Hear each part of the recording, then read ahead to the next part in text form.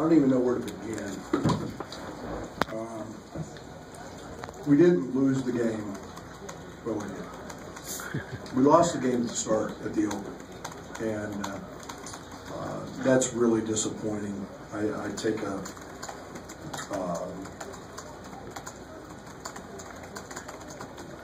take a great deal of personal pride in making sure guys are ready. And I said it on radio. I really had to get all over them and shoot around today. And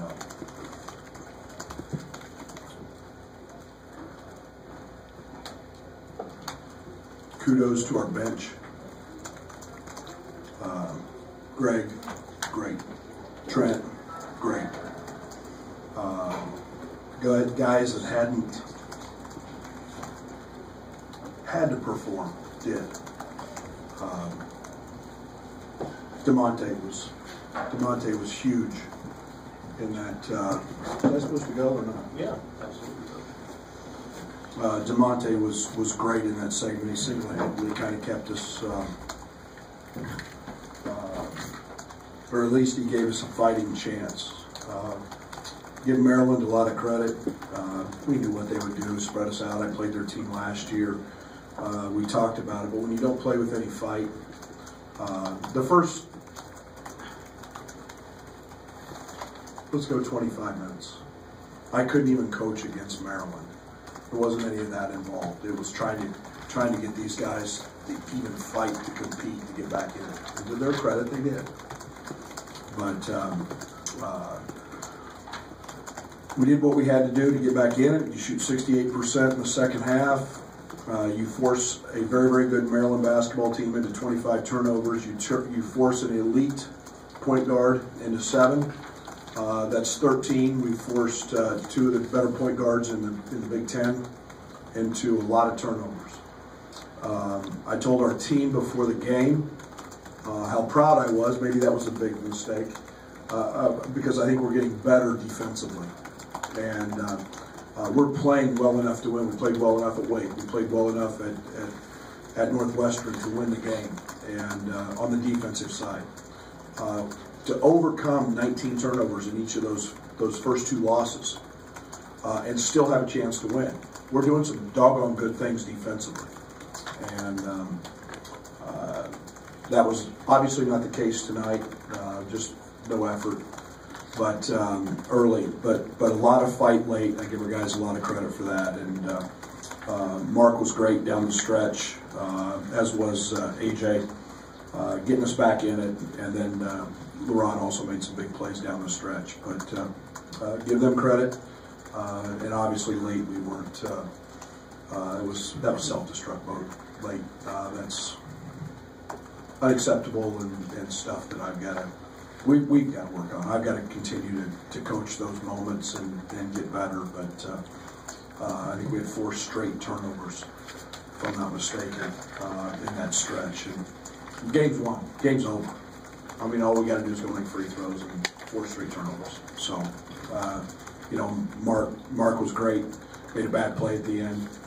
And I told him in the locker room, tell him in front of you guys, you got to make him shoot the ball in.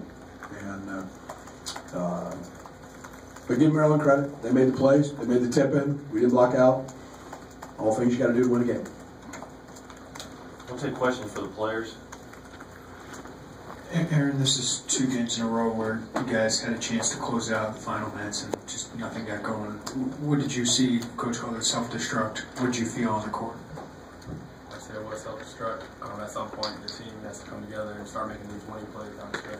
That's when it's important. I mean, for a Big Ten play, everybody's good. Winning plays will win us the game. Mark, sorry, I'm right here. You were the closest guy to DeMonte on the inbounding play at the end of regulation. Can you talk about what happened? I'm not sure what happened. We got to just win better. Execute better down the stretch. I'm not sure what happened, but I got to do a better job of getting open and getting attention so we can see me.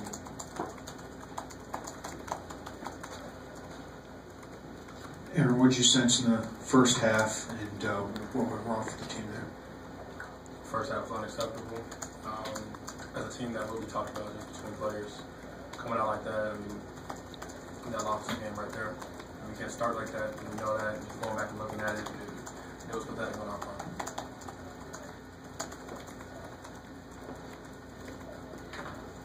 Anything else for the players?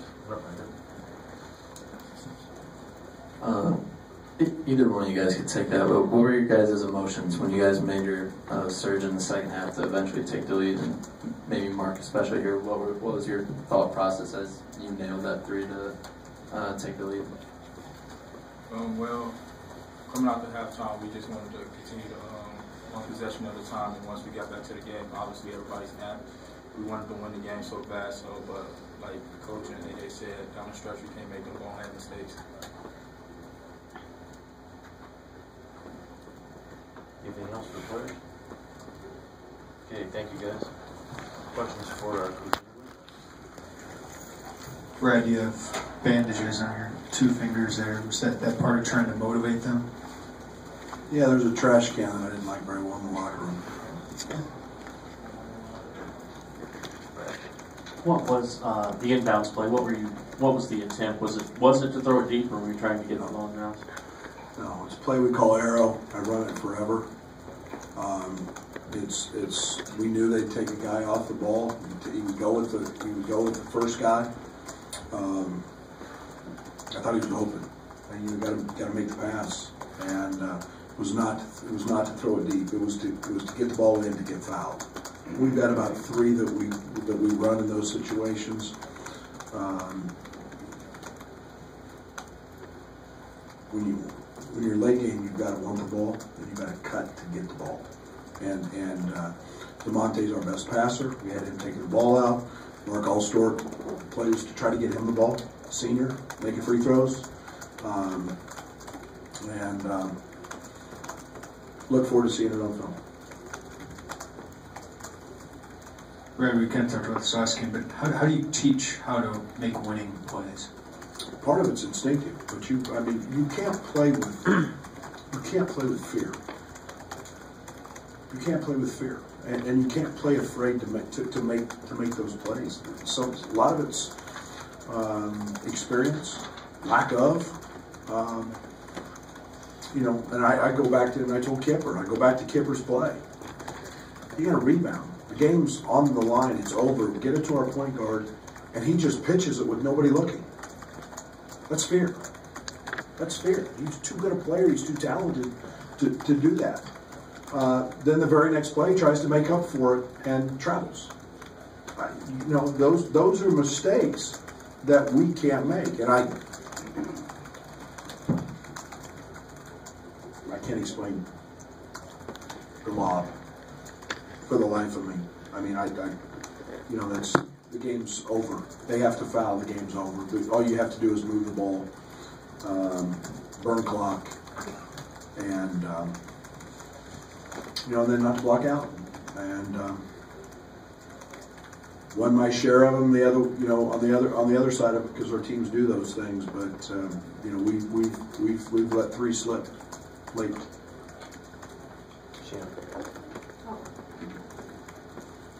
Obviously, it's frustrating right now. Do you feel like, the different things you mentioned this game, the start of it, making some errors, the fear, do you feel like this is a game you're going to be able to pinpoint later on or use as kind of a point-2 game of things? Well, there's one every year. I think there's one every year. I think that's to be determined. I'm really curious. We controlled the entire Northwestern game and lost. And so I think our guys felt okay about that. I wasn't very happy. I didn't. And then to not see the fight tonight, I'll be honest, I was scared to death. If that's our team and we're going to go do that again, oh my goodness. So I hope so. I hope they realize now that that's a learning and a teaching moment, that we can't show up and not be our best. That was they said it, unacceptable. said a few other things at halftime, but it was not. So I hope so. I hope, because I think we've shown those are two really good teams, two NCAA tournament teams, and experienced teams with really good talent. We can play with anybody. Then we got to find out a way to win. Obviously, it took a while for you to find a lineup tonight that you liked. At the end, there was no Mark Smith and there was no Michael Finke. Can you tell what's going on with Mark right now? You know, I think it's what every freshman may go through. I think there's growth and there's certain levels of adversity that people go through. Mark Smith's going to be a really good player. And competition stepped up, and defensively, he's got to continue to work and grow. I got all the confidence in the world in Mark Smith. And from the defensive matchup, you know, that was why I didn't, you know, Michael was out late, was the, you know, based on their lineup as much as anything. Right. Kind of piggybacking on that question, are you still trying to figure out, you know, minutes have changed? Are you still trying to figure out who can guard in this situation, who can make plays in this situation? Absolutely. As you're going through this? Absolutely. You know, you guys realize the lineup that was, I think the starting lineup was minus 22 at Northwestern, or something ridiculous like that. And the lineup at the end of the game, in the Northwestern game, who did I have? Tijon, DeMonte, and Mark Alstork. And we just shut people out. I mean, we were tremendous. That group was defensively locked in. Mark Alstork makes so few mistakes defensively on the weak side, and so does DeMonte. And then Tijon's ball pressure.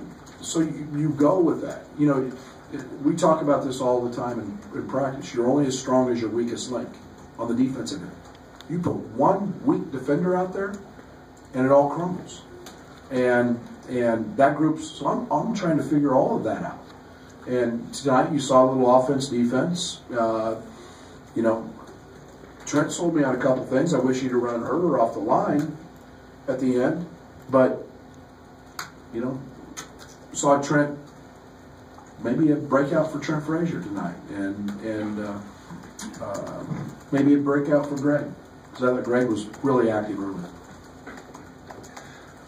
Second half until overtime, Cowan was pretty much wrapped up. Alstork and DeMonte were on him most of the time. What did they do to take him out of the picture? I mean, he didn't even get a shot off like about the first 15 minutes. Well, what we were trying to do to open the game, make the same thing we did with McIntosh, make his touches really hard.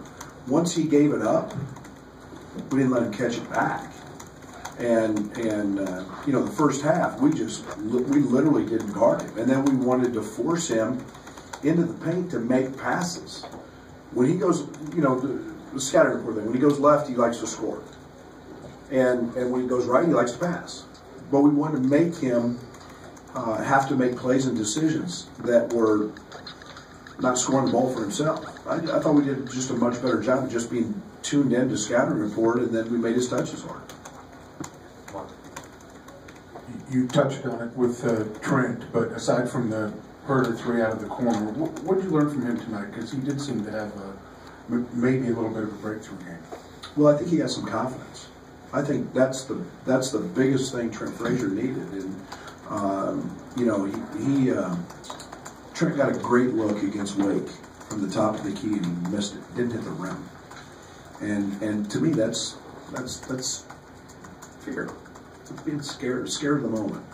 Tonight, we didn't see that Trent Frazier. And Trent's been, to his credit, he's been in the gym, he's been working his tail off, he's been getting up a boatload of shots, he's been grabbing coaches, and you know, we all know Trent's a very, very capable scorer. Trent played today like he's been practicing.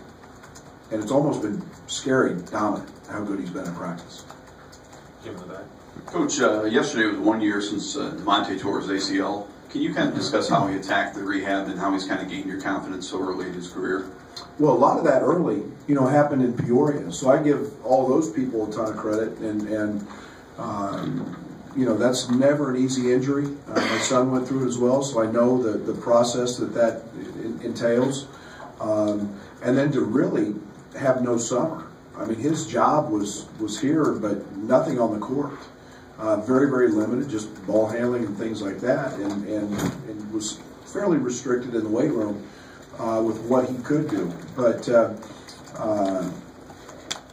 DeMonte approaches everything with a professionalism that I've learned to admire, because he's very matter-of-fact about everything he does, and we're going to continue to see him just continue to improve. He's getting in better shape, he's getting stronger. All those things are heading in the right direction for him. Stop.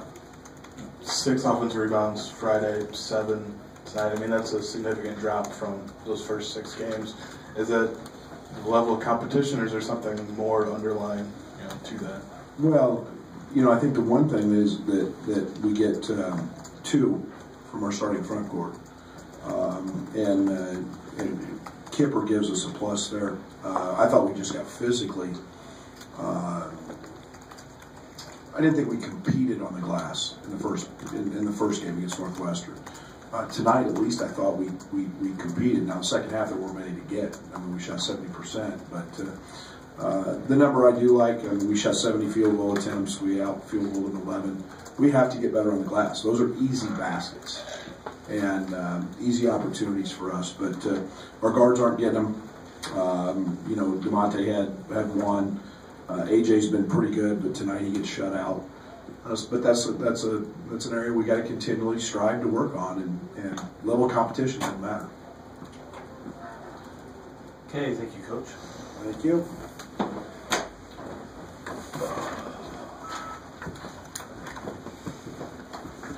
Everybody just stand real quick.